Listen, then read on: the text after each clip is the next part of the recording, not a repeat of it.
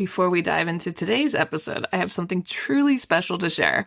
Next September, I'll be leading an intimate women's retreat through the south of France and northern Italy, and you're invited. Picture this: mornings exploring the colorful markets of the French Riviera, afternoons sipping wine, and a hotel view with golden Mediterranean sunsets. Whether you love photography, food, or just want to reconnect with your playful creative self, this trip is designed for you. Spots are limited, so if all this sounds like your kind of adventure, please visit tourwithabsolutely.com and look for the tour France and Italy with Crystal. You can also send me a message or check out the show notes.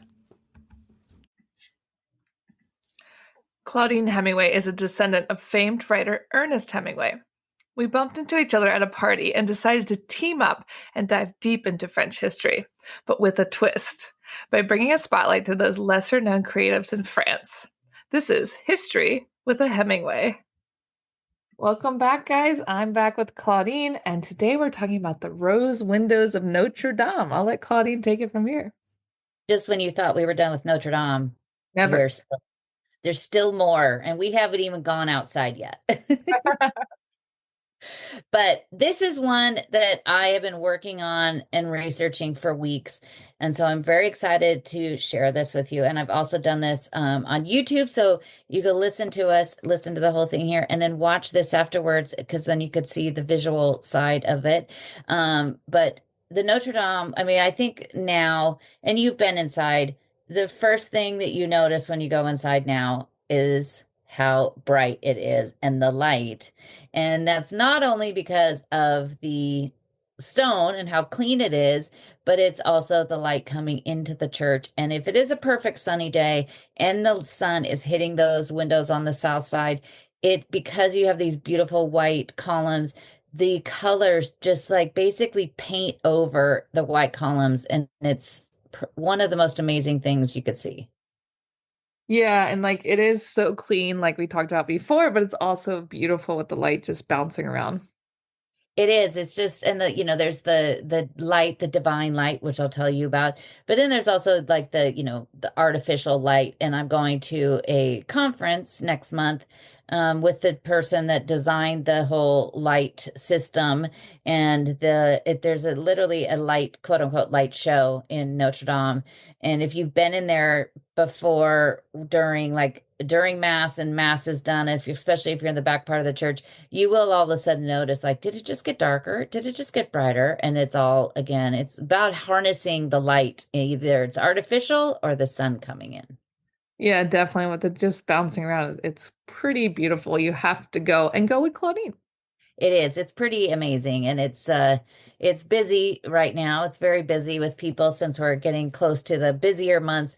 But I'll tell you at the end some tricks of how to go and when to best avoid the big crowds. But we'll jump in and talk about the rose windows. And so when Notre Dame was constructed in the 12th century, the cathedral was a little bit smaller than what we see today. The nave chapels weren't part of the original plan. They were later added because the deep pockets of the local guilds and the wealthy families convinced the church to add those on. So that is why if you're in there and you're looking at the nave, the columns that are closest to the center of the church, that's actually older than the wall on the outside. And that's because the wall on the outside was added a little bit later. So the transepts, if you go to the transept is the center of the church. So this is just, think of where the altar is. It's where it gets a little wider. But at one point, the church of Notre Dame, the Gothic church, most churches are, if you look at them from above in the sky, look on Google Earth, and you look down, you literally could see the shape of a cross. So the transept is like, think of that as the center of the cross where the two pieces intersect. But originally, it didn't look like that. It just looked like kind of a big rectangle with a curved top. And so they weren't even completely finished with the whole building, and they decided, hey, knock those walls down and let's make it a little bit wider at the transept. So it was also because the facade on the front had become so highly detailed and decorated. They decided that the north side and the south side of the transept needed to compete with that. So they decided to recreate and basically destroy the whole thing and build it back up again, before it was even finished. That's pretty wild. I love walking by and seeing all of the workers, like the stories of them and what they're doing. They have that whole billboard around it. Yeah, I love that. And they used to change that out like every 6 months. But they pretty much, this is the same images that have probably been there for at least a year now. Because they were changing it as the progress of it moved on. So like once it was focused on just the wood and the roof and everything, and then it was kind of focused on the ornamental workers and stuff. But they are really great, and I'm sure they've saved all of those, and hopefully maybe someday they put those someplace because it really has been great. And I love that they show, the workers. And I use those all the time when I give tours, kind of showing, because it's a perfect before and after. But there's so much great information on it too. But to redo this, we don't know the original architects of Notre Dame.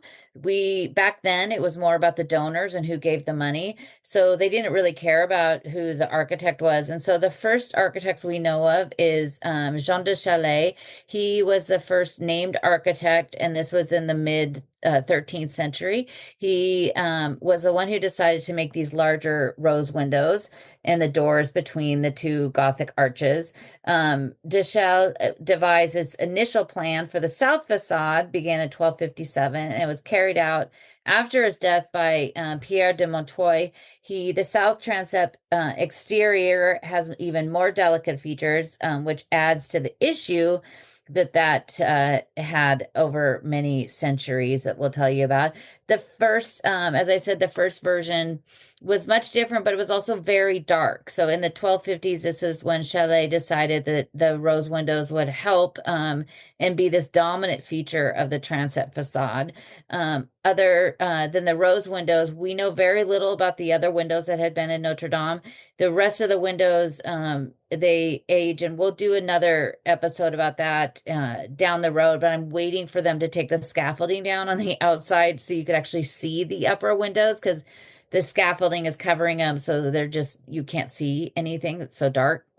But the original windows that were built and created in the 12th century, when it was first built, and the beginning of the 13th century, they were all removed, and we really don't know anything about it. There's a few notes that were written in 1774, but we don't really know what any of them look like. The 12th century windows, a lot of them, ones that were in the church, were from donations and from other churches. And there's a gentleman named the Abbe Sujet. He donated a window that was of the Triumph of the Virgin that went into the north transept, and then the Griselle windows and scrollwork covered they found some of them covered in plaster that were dated to the 12th century underneath the north window.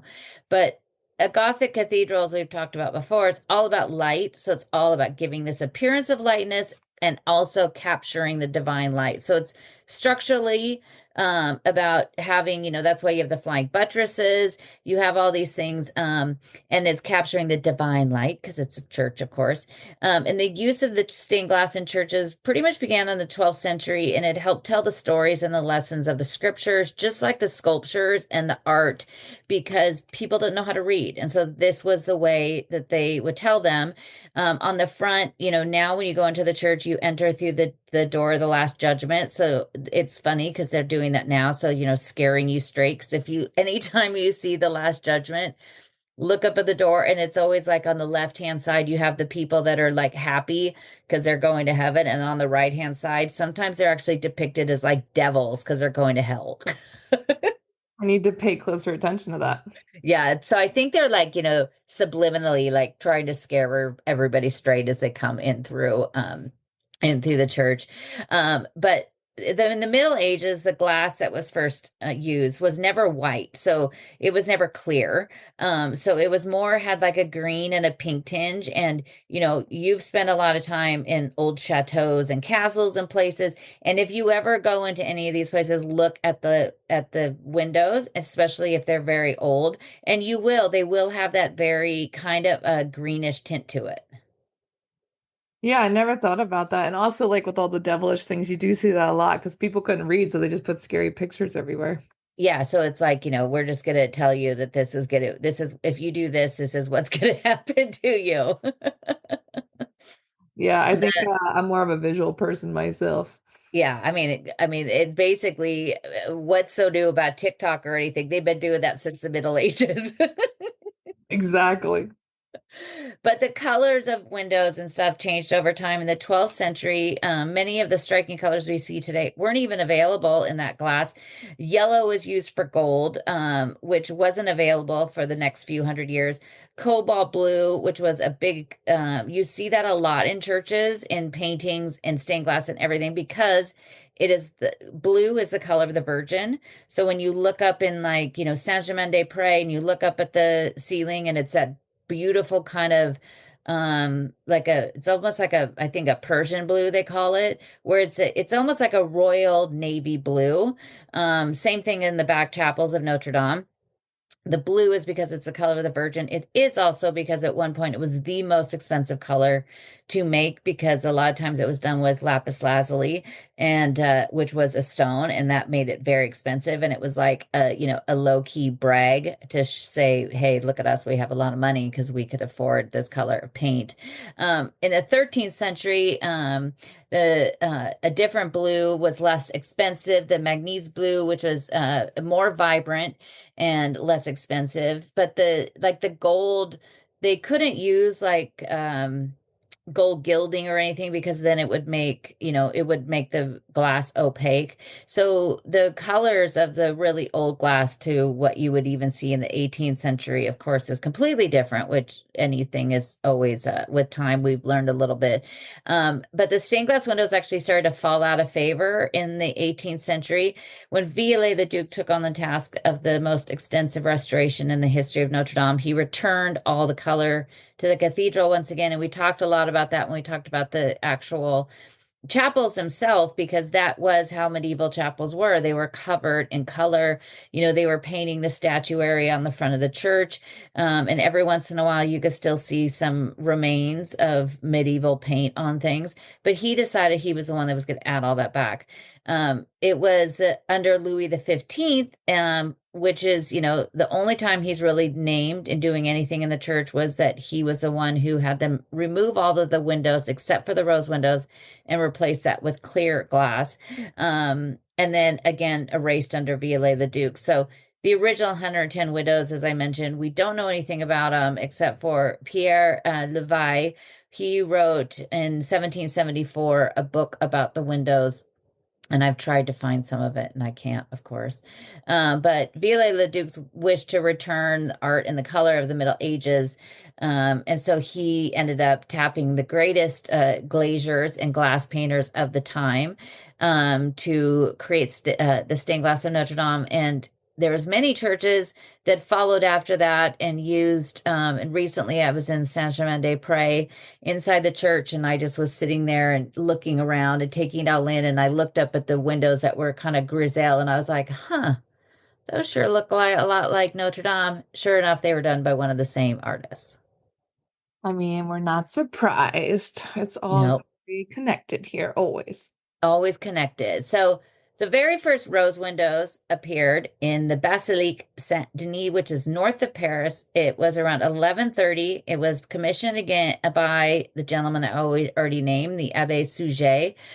We don't know the names of those first architects, but Suger was the one who wanted to have this window created.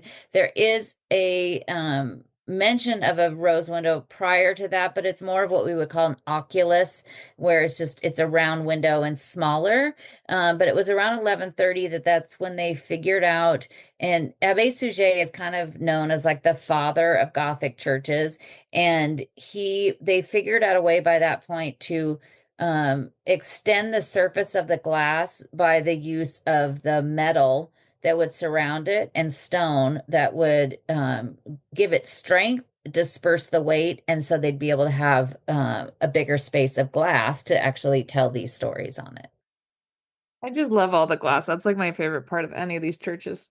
It is, and I've kind of, because of all the research, and I mean, we can make this episode, 7 parts and 80 hours of all the stained glass, but I have gone into so many churches and just looked at stained glass, and there's some amazing stained glass in Paris, and we'll share some of those down the road, but it's just amazing. It just, whenever you go into the church, just go and look at it, especially on a sunny day. On a sunny day, it's kind of hard to miss it because they're just stunning. Most people know, of course, of Saint-Chapelle because it's kind of known for all the stained glass, but that one, it's almost so busy and everything's so high, you really can't take much of it in because it's just there's just so much of it, and then it's up so high like nobody could see that. But just go into any church and the stained glass is just amazing, and you see all different kinds. Yeah, and it's just once again the light bouncing around. It's beautiful. It is, yeah. So it was in the year 1245 that de Chaillet began the north window. It features 16 petals and 86, making up of 86 windows relating to the Old Testament. In the very center of it is the Virgin. She sits there with the Christ child on her lap. De Chaillet used figures of the Old Testament, including prophets, the kings of Judah, and Israel, judges, priests, and patriarchs. Each of their head turns towards the Virgin, and each one is holding a scroll with her name on it. He only used like a handful of 7 or 8 figures, and then he would use different attributes and their banners to tell them apart. This is all very difficult to see with your naked eye from the ground, but I've zoomed in on the video I made that's on YouTube. I zoomed in, and you could get a pretty good look at them. They're all really amazing. The windows of the north side incorporate cool colors because the north side of the church never gets direct sun. It uses cool colors, so the blues, the greens, violets, not violence, violets, which gives more depth to the window, and they're because they're not directly lit by the sun, and but when you look up at it, it definitely looks much brighter. It almost looks like there's more white in it as opposed to the south side. The north window is mostly filled with the original 13th century glass. There are a few additions added in the 18th century. Adolphe Diderot and Edward Amédée, they replaced 3 of the windows with one of them that's the Pharaoh's Dream of Joseph in the second layer, and 2 medallions of angels in the lower quarters. So most people will say that the west window, which we'll talk about the west window that's over the entrance when we do talk about the facade, but the west and the north are like the original ones. The western window, as I said, holds the most of the original glass. They say all of that's original. But the south window is another story, and it's a tale of many chapters. It was installed last of the 3, beginning in 1258. It's a 12-spoke rose window, and this one is the New Testament. And what is actually really interesting is that when we talked about the nave chapels, I told you that they changed the way we came in the church. So, you go in now through the Last Judgment, and you go to the north, and those chapels are all about the Old Testament, and it's called the Path of Promise. And so it kind of actually, once I learned, like, oh, wait, they did it. So it also incorporates now how the rose windows were, which obviously they didn't take out and change. So the north window is Old Testament, which the chapels below it are, and the south rose is the New Testament, which works right into that side as well. De Chaillet began the window. It was then finished by Pierre de Montreuil in 1270. In the center, we see now Christ in Majesty after his death. And then it's like a 4-petal window. So he's in the center, and then there's 4 petals around, and each one is the figure of the evangelist. So you have the eagle of Saint John, a young man of Matthew, sometimes also seen as an angel, the Lion of Mark and Ox of Luke. Again, very difficult to see from the floor. But surrounding Christ, posing against a blue background, are seated apostles. The next layer around that are 24 medallions of martyrs and confessors against red backgrounds. And the third circle is doubled, and the smaller windows are standing female figures. Some stand in front of an architectural arch and they represent martyrs, the wise virgins, and the foolish virgins. And the three-petaled piece designs around the edge include angels that are holding crowns or candles. But I love that there's some foolish virgins and wise virgins. Yeah, we need all the versions. We need them all. I mean, it's maybe, maybe they knew about the whores on the hill up at Montmartre. I still want that t-shirt. I mean, this was years. This is like 300 years before the whores on the hill. And if we're referring to a episode we did long ago where it was the nuns at the church up at Montmartre were known as the whores on the hill because they were all sleeping with Henry IV and his army. So just a I little, interjection of why we call it that. We we bring didn't it up call a them lot. that. Yeah, we We bring didn't it up call a them lot. that. They were Yeah, called that in the 16th century. people need to know what we're talking about. Yeah. But a quick glance, if you stand in the center and you look side to side, you could really see a clear difference between the windows. The north window includes the 81 windows, while the south is 85. If you stand in the center of the transept, so say you sit down, you're going to go to mass like a good little Catholic, sit there, and then while you're listening to the priest, look left and right at the windows, and you could definitely see the difference in the color. The north, again, having 81 windows, the south having 85. But they are very different. The south window, as I said, has gone through many changes and restoration, and the glass spans 4 periods of time. In 1727, the architect Guillaume Brisset, he replaced a few of the 13th century windows into the second and outer rings, including a flight into Egypt, the Judgment of Solomon, and the Annunciation. And it was at this time that 8 windows of the life of Matthew were also added, dating to the 12th century. They came from another church, but we don't know what church they came from. It's there was no history written about that. But the wall of the south transept, like the north, was built in the 13th century. Although the south wall had been rebuilt and restored a few times under Louis XIV, they carried out a complete change of the choir, and then Louis XV left his mark basically with the windows, as I mentioned, with the urging and funds of the Cardinal Noailles in 1727 and 1728. This rose window was completely removed and the casings reinforced because the south wall kept settling. So it kept very much like the facade of Saint Eustache kept settling into the earth, and then and because it's all stone, it would actually adjust the stone. So that's why they had to take it apart and redo it, which they then had to do again under Viollet-le-Duc. He took the whole thing apart again. The metal casings, everything was completely removed. And then he basically took the petals and just turned them. And so they just turned like one petal's worth. And so if you look at that, the south window, the center, there's a horizontal and a vertical, straight up and down, straight across, going through the center, which the other windows do not have that. And it was reinforced because again, it's Gothic cathedral. So though it's actually helping, even though it's glass, and the parts around it look almost, look so thin, it is all helping to reinforce that side of it. That makes sense. When you look at it, you're gonna look at it in a whole new way. A whole new way.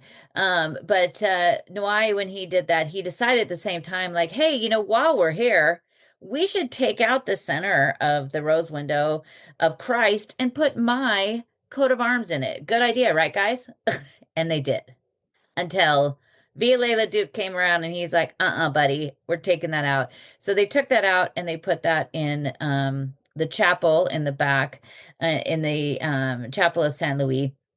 two other windows that were removed, that were slightly damaged in at that time in the 18th century, the one of Adam and Eve and one of the sacrifice of the ox that are in the chapel of Saint Guillaume. Those were also removed. But a lot of it, I even saw a 60-minute show on in the United States where they talked about, they did a couple shows during the 5 years, and they were saying that, oh, more than half of the windows in the south side are from, the 18th century. It's like six of 85 windows are not of the 13th century. So it's really it's not as much as they've tried to put on in the past. But in 1856, they had a special commission was created to study the glass and color of Notre Dame for Viollet-le-Duc, and it included an artist named Hippolyte Flandrin. He's the one who did all of the beautiful painting of the walls in the Église Saint-Germain-des-Prés, as well as Victor Regnault, who was of the Serres Manufacture Atelier, and another gentleman who we haven't mentioned, but he used to be mentioned all the time, Eugène Delacroix. Your So, favorite. my man, Eugène Delacroix, had something to do with Notre Dame. Surprise, surprise. I was quite excited about that. But if you're looking up there, and this is what people all the time say, there is a gallery underneath the rose windows of the north and south. And people ask all the time, they're like, who are those? Because there's more than the apostles, and who they are those were added in 1862 by Alfred Géron. The South Transept includes prophets with the four central ones holding the evangelists up on their shoulders. So they're giving like a piggyback ride. Isaiah is giving a piggyback ride to St. Matthew, Jeremiah to St. Luke, Ezekiel to St. John, and Daniel is lifting up St. Mark. Again, all of these things are very difficult to see from the ground. So I'll put pictures of them on my website, and definitely watch the video. The North Gallery, finished in 1865, has the 18 Kings of Judah standing in front of 13th century Grisel windows. And these are also, the facade has those Kings of Judah, which we've talked about before when we talked about how they were all destroyed during the Revolution. But the stained glass window, they're amazing. The rose windows are just stunning. And everybody, if you go in there, especially in the morning, by the time people get to the transept, if you just stand in the corner and just watch people for like 10 minutes, you just watch the look on their face and they're like, oh, like it's, especially if the sun is hitting it, it is just one of the most beautiful things you could see.